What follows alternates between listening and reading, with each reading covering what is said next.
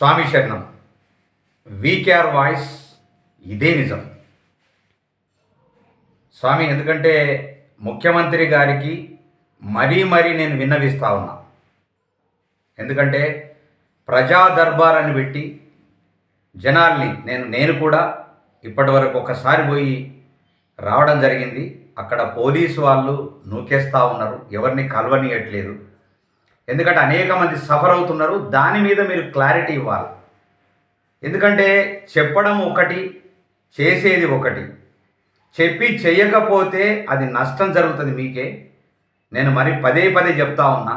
ఎందుకంటే ఏ డిపార్ట్మెంట్కి ఆ డిపార్ట్మెంట్ కమిటీలు వేయండి, లేదా ఆయా ఎమ్మెల్యేలు ఏదైతే నియోజకవర్గాలలో ఎమ్మెల్యేలు ఉన్నారో వాళ్ళు ప్రజా దర్బార్ పెట్టమని చెప్పండి. వాళ్లకు సమస్యల్ని అందజేస్తే మీరేమన్నా పరిష్కారం చేయడానికి ఆస్కారం ఉంటుంది. దాన్ని పరిష్కరించేటటువంటి విధంగా మాలాంటి తెలంగాణ ఉద్యమంలో కీలకంగా 14-15 సంవత్సరాలు కొట్లాడి తెలంగాణ తెచ్చుకొని ఆ తర్వాత మళ్ళా 9 సంవత్సరాలు ఆ పాలన బాగలేదని చెప్పేసి మేము కొట్లాడి మీకు అందజేస్తే మళ్ళీ మమ్మల్ని కలవనీయకుండా మీరు ప్రవర్తించడం ఇది సరైనటువంటి పద్ధతి కాదు.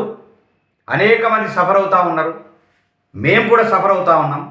మమ్మల్ని పిలుచుకొని మా సమస్యలు ఏంది, మాకు జరగవలసింది ఏంది, మా కళాకారులకు జరగవలసింది ఏంది, ఇంకా ఏంది ఉన్నది మా సమస్య ఏంది అనేటటువంటిది మీరు తెలుసుకోవాల్సినటువంటి బాధ్యత ఉంది.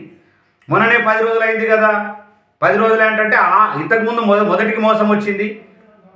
టీఆర్ఎస్ పార్టీ మొన్ననే వచ్చింది కదా, రాష్ట్రం మొన్ననే వచ్చింది కదా అని చెప్పేసి మేము వెయిట్ చేస్తే మమ్మల్ని వెయిట్ చేయించేసి 3 నెలలు 4 నెలల తర్వాత వాళ్ళు చేసినటువంటి విధానాన్ని మేము వ్యతిరేకిస్తున్నారని చెప్పేసి మా మీద మళ్ళీ వ్యతిరేకంగా వాళ్ళు మమ్మల్ని కలవనీయకుండా చేసినటువంటి సందర్భాలు ఉన్నాయి.